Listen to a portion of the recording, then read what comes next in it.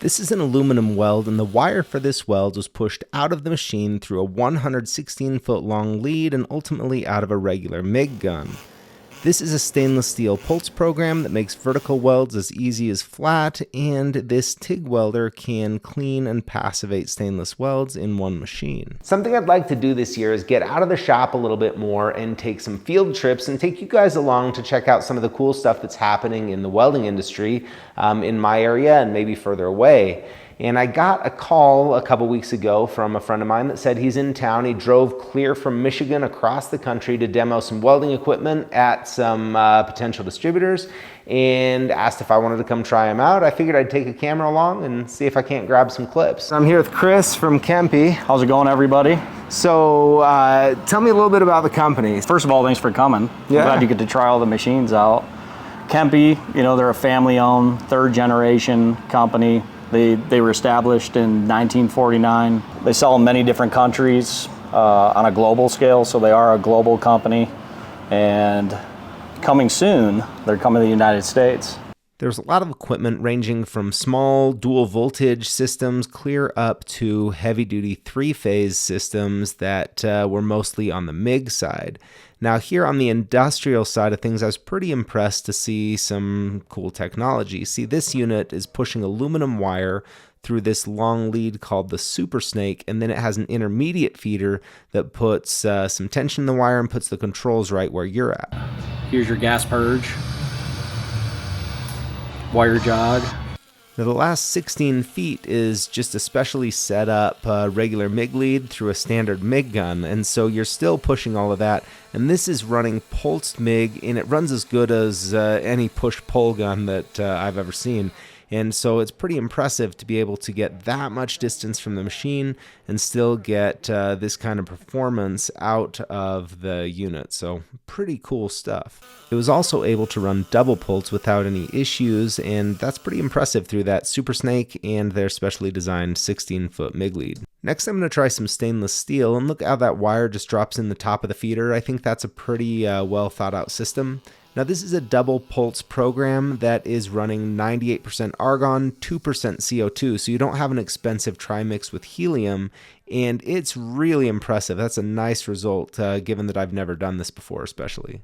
It had a special program to run these stainless welds vertical up, and it was pretty interesting because every time it would go to that high pulse, it felt like the puddle was going to drop out, but then it came back to the low side just in time. It took me an inch or so to get the hang of it, but once I did, it was laying in really nice and smooth.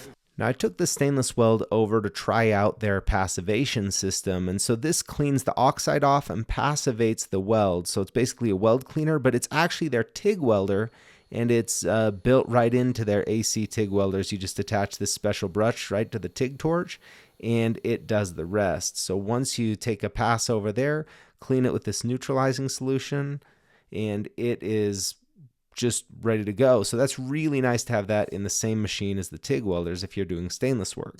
Now, anymore welding machines are as much about software as they are hardware, and I was pretty impressed with the interface here. So you can select between different welding programs, you can even store and create your own. But then when you go to actually use a welding program, it'll fine-tune it based on the type of joint you're running as well as the position. And you can still fine-tune from there, or you can set it manually, but this gives you a better starting point. Now this last machine is a dual voltage single phase machine, so it runs on 120 or 240, and on 240 it can run pulse. Now it's set up with soft 4043 wire that's traditionally hard to feed, but they're feeding it through a 16-foot long lead and running pulse on it. And what's more than that is while I was running, they kinked it like a garden hose, and I didn't get any kind of burn back or anything like that. Everything kept running smoothly. So I was pretty impressed with the aluminum feeding through, what did you call that, a chili liner? Yeah, so Kemppi developed a liner. It allows you to push aluminum wires through the torch without strain, but they call it a chili liner. So you can feed aluminum on a standard 16-foot MIG lead without any feeding issues or push-pull guns. I mean, I was running that with 4043, clear through a 16-foot lead, and they're kinking it like a hose, and it fed just like a push-pull gun. So it's pretty impressive stuff. So yeah, it's unbelievable. The machine you were talking about, it's called the Master M205, but it runs on 110, 220. But on the 220 side, you can run Pulse, which is something that sets Kemppi apart, especially in that light fabrication model.